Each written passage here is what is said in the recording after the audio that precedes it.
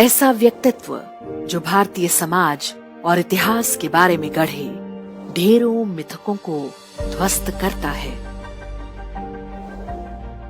हम उन्हें पुण्य श्लोक देवी अहिल्याबाई के नाम से जानते हैं। पुण्य श्लोक का अर्थ होता है शुभ चरित्र। रानी अहिल्याबाई के पूर्व राजा युधिष्ठिर और राजा नल को पुण्य श्लोक की उपाधि दी गई है।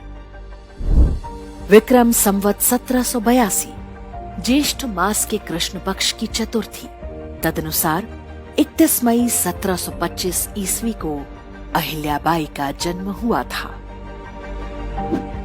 उनके पिता मंकोजीराव शिंदे चौड़ी नामक गांव के पाटिल थे।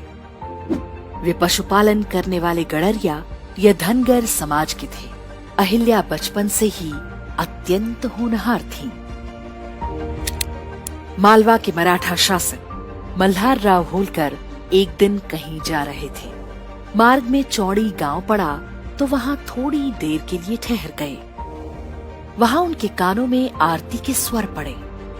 ग्रामीणों से पूछा कि आरती गा रही ये बच्ची कौन है। उन्हें बताया गया कि उसका नाम अहिल्या है। मल्हार राव बच्ची के दैवीय स्वरों से मंत्रमुग्ध थे।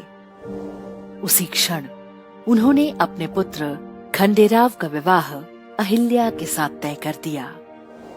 इस प्रकार से 12 वर्ष की भोली भाली अहिल्या मालवा की राजवधू अहिल्याबाई होलकर बन गई। राज परिवार ये देखकर आश्चर्यचकित था कि अहिल्या राजकाज से जुड़े जटिल से जटिल कार्यों के हल चुटकियों में निकाल देती थी। उसकी वाणी पर मानो सरस्वती स्वयं वास करती थीं। ससुर मल्हार राव ने अपनी बहू को बेटी की तरह प्रश्रय दिया। वर्ष 1754 में कुंभेर के युद्ध में अहिल्याबाई के पति खंडेराव की मृत्यु हो गई। वे सती होना चाहती थीं, लेकिन ससुर मल्हार राव ने समझा बुझाकर उन्हें ऐसा करने से रोका। मल्हार राव ने उन्हें अपने उत्तराधिकारी की तरह तैयार किया। अहिल्याबाई को युद्ध कला का प्रशिक्षण भी दिलाया।